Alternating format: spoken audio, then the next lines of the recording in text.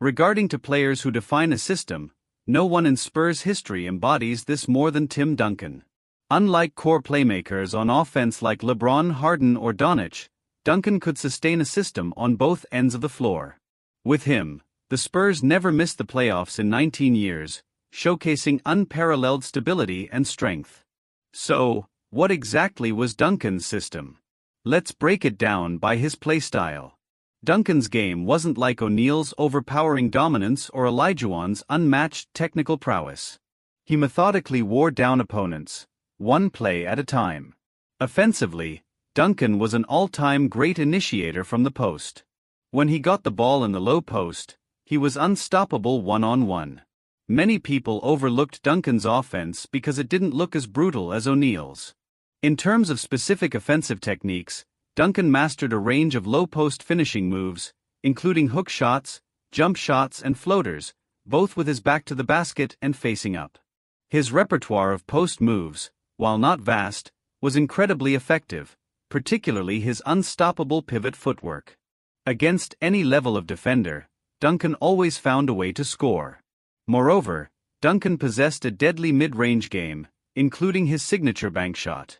His precision with bank shots represents the pinnacle of fundamental skills, unmatched by any other star in history.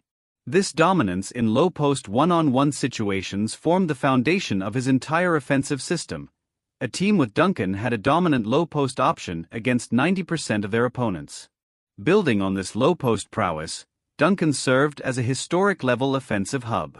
The Spurs developed a comprehensive offensive scheme centered around Duncan's unguardable low-post game. The first offensive mode centered around Duncan's low-post initiation.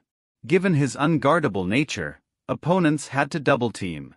When they did, Duncan, who had the best vision and passing skills among traditional big men, could find open teammates. Whether it was cross-court passes or tight space cuts, Duncan excelled. This allowed the Spurs to develop an off-ball system based on Duncan's post abilities. For example, in this play, the Spurs initiated with Duncan in the low post. Even before he dribbled, the Heat's weak side help arrived. Duncan easily passed out of the double team to a cutting Leonard, completing the play. Another example shows Duncan not yet double-teamed when receiving the ball far from the basket. As he approached the basket, help arrived, and Duncan assisted a teammate with ease. Duncan's best passing season was the 2002-2003 playoffs, where he averaged over 25 points and 15 rebounds, alongside 5.3 assists per game, showcasing a one-man system. The second offensive mode involved pick-and-roll plays. With his elite low-post finishing and athleticism, Duncan executed violent pick-and-roll finishes. His high basketball IQ and top-tier screen setting made him an excellent pick-and-roll player. This allowed the Spurs to create a pick-and-roll system centered on Duncan. In this play, after receiving the ball on the roll, Duncan's presence in the paint forced Thunder defenders to collapse, leaving Westbrook to abandon his man and guard the basket. In this situation, Duncan makes a no-look pass to the shooter in the strong side corner for a three-pointer. In fact, this possession epitomizes Duncan's pick-and-roll offense. If the defense doesn't pack the paint, Duncan will easily dominate inside with his individual skills. If the defense collapses, Duncan will facilitate and create opportunities for his teammates, making him virtually unstoppable. In the Spurs' pick-and-roll offense, Duncan serves as a beacon. He can set elite screens to create nearly open shots for his teammates or take over the offensive load when his teammates are tightly guarded. Simply put, Duncan is the perfect pick-and-roll partner. When his teammates are strong, he willingly plays a supporting role. When his teammates struggle, he shoulders the responsibility. He's the ideal big man every guard dreams of playing with. The third offensive mode is Duncan's pure workhorse style. This comes down to Duncan's incredibly comprehensive skill set. Despite being a superstar, Duncan excels in all the blue-collar skills beyond ball handling. His screens, box-outs, rebounding, handoffs, and even top-of-the-key playmaking, a skill Green prides himself on, are all top-notch. With these skills, the Spurs could run off-ball actions within the Princeton offense. Especially in the later stages of Duncan's career, as his physical abilities declined, the Spurs incorporated more high-post playmaking actions. What we often see in Jokic's highlights started with Duncan, though Jokic has taken it to an elite level among big men. Take this possession, for example. Leonard posts up but doesn't get the ball from Green. Instead, Green passes to Duncan at the high post. Without hesitation, Duncan delivers a pinpoint bounce pass to a cutting Leonard, who scores easily. Duncan's pass in this play was highly effective, not only penetrating the defense but also capitalizing on a brief window of opportunity. Additionally, Duncan's offensive rebounding prowess was remarkable, averaging 2.8 offensive rebounds per game over his career, ranking 11th all-time in total offensive rebounds. His presence in the paint naturally boosts his teammates' shooting confidence, knowing that even missed shots might be turned into second-chance points by Duncan. Above is the offensive system built around Duncan.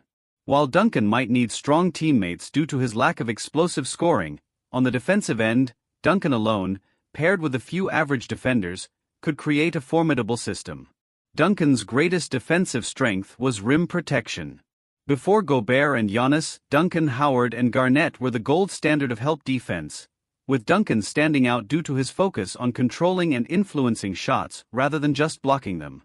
As a result, Duncan's block stats might not always be stellar, but his defensive field goal percentage was extraordinary.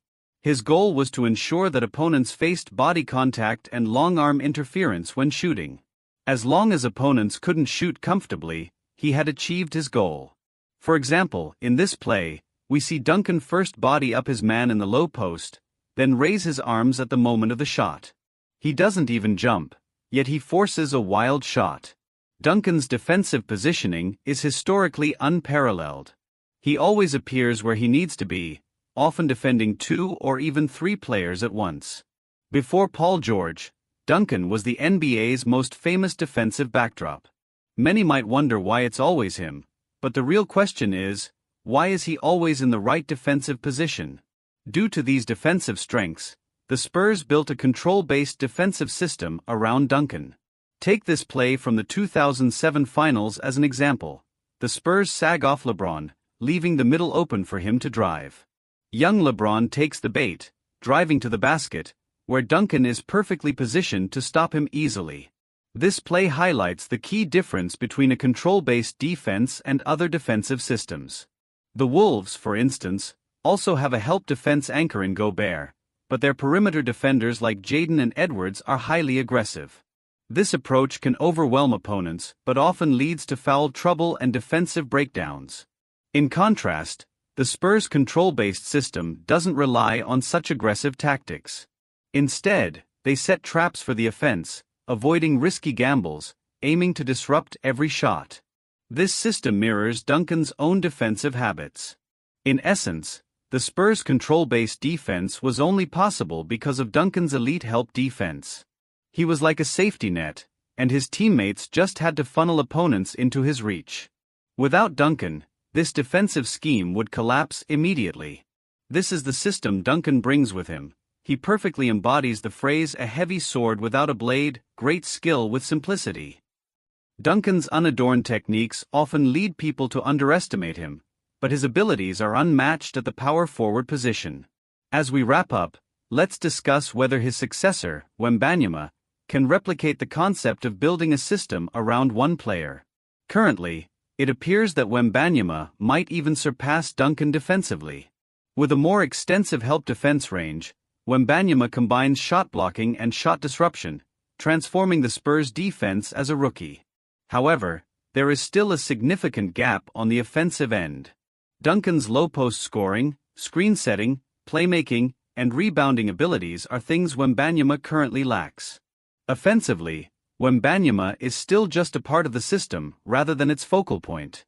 Yet, Wembanyama entered the league younger than Duncan did, and his skills and physique are far from fully developed. Whether he can replicate his predecessor's legendary impact remains to be seen with time. So, viewers, do you think Wembanyama can recreate the legend in San Antonio?